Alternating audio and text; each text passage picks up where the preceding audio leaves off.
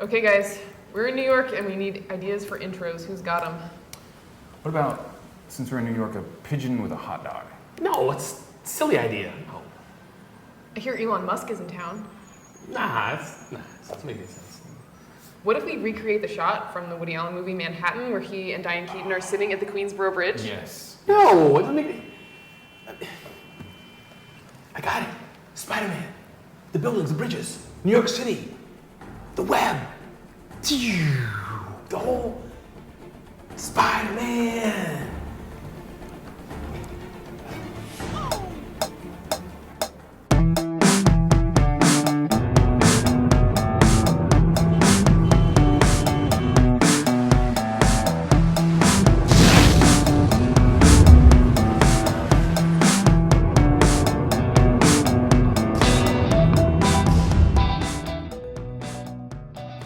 Hi, and welcome to Ignition. I'm Ellis Friedman. And my name is Ramon Ray.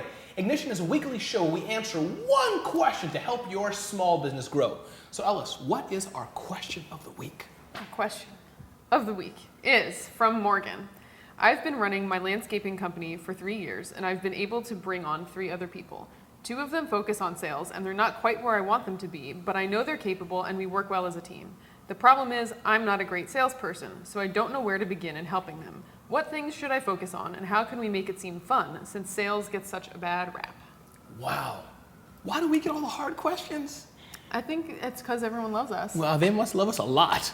Clearly. Thankfully, Ellis, we don't have to answer that question. We have with us today Ishita Gupta, who's a speaker, a business coach, a Seth Godin student, and I could go on and on and on. Ishita, welcome to the show. Thank you for having me. You're welcome. So tell us, before we begin and get your answers, a little bit about yourself. Who are you, and really, why should people listen to Ishita? Ooh, I love that. You should all listen to me. I am a business owner myself, so this is very relevant, this question, and I work with entrepreneurs to help them grow their businesses, specifically on sales, marketing, learning how to ask for money, really building your business so that you're not ripping your hair out while you are growing your business. The reason you should listen to me is because I have ripped my hair out growing my business. Love it. I have gone from rock bottom to success in my definition of success, which is team, money, and really learning how to build a business, but in the right way, that you're not stressed, or at least you're less stressed. Less stress, I like that. And really you're constantly growing and knowing what your next steps are.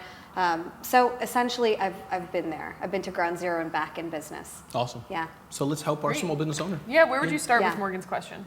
So sales does get a bad rap. I think everyone is a little bit afraid of sales, partly because they feel like they have to be everyone's solution all of the time. So it's kind of like feeling like you have to solve everyone's problem. And really and truly you don't. Part of what sales is about is, and part of what makes sales easier, so I would tell Morgan, which is, it's such an awesome question.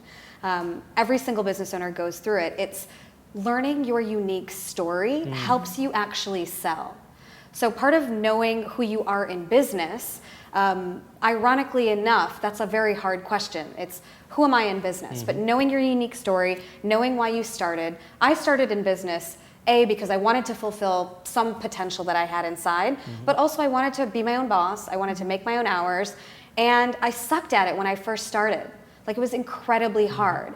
So I had to really learn the step-by-step how to get confidence, overcome my fears in business, and that's part of my story. That's how I help entrepreneurs nowadays. It's part business strategy, but it's also confidence.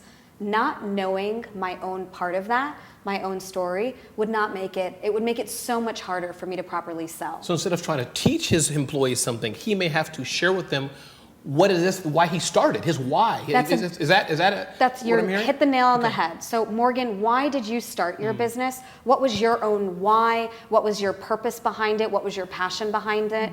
You know, why landscaping over cleaning teeth? Why landscaping over, something else in garden related?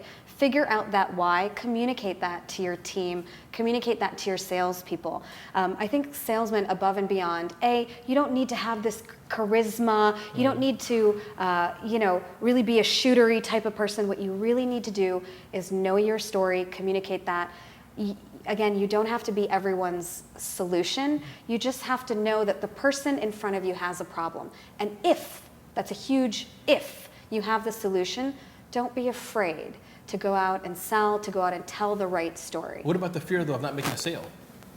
Fear, the if fear you of have not making, the fear, the fear of if I just tell my story and take this softer approach, might I say, if I Yeah. say it wrong? But Yeah. what if but I need to make the sale, I need to make money at the end of the day. right. You know I what mean, you're going to have fear. Anything with rejection at the end of it is going to produce some fear in you.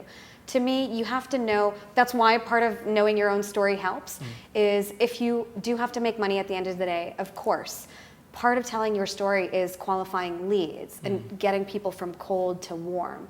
So start telling your story. I mean, it's a numbers game. You got to tell your story 100 times for 50 people to say, yes, I'll have a conversation with you, for then 10 to say, yes, I'll be a customer. So part of it is a numbers game.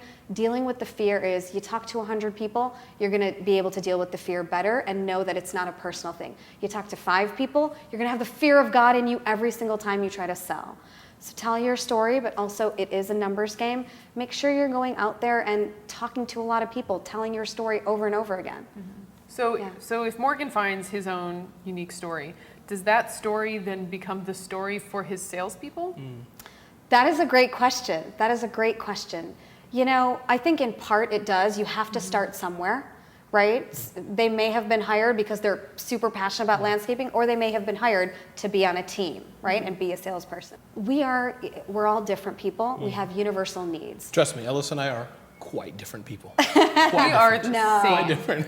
Go You're ahead. different people. Exactly. We're different people. At the end of the day, we all want acknowledgement. We all want love. We all want sustainable income. We all want to feel proud of ourselves. You know, to me, the more specific you get about your why, the more universal it becomes.